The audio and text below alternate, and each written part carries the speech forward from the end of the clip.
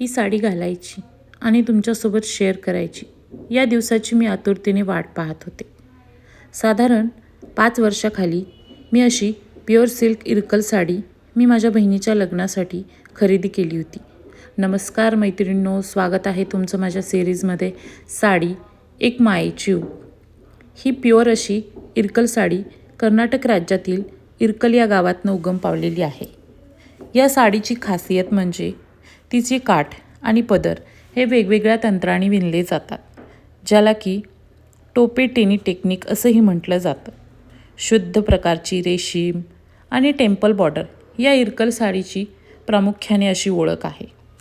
इरकल साडी म्हणजे फक्त एक वस्त्र नाही, ती आहे कर्नाटक राज्यातील हातमागाची शान, परंपरा, कला आणि मायेचं एक सुंदर असं प्रतीक.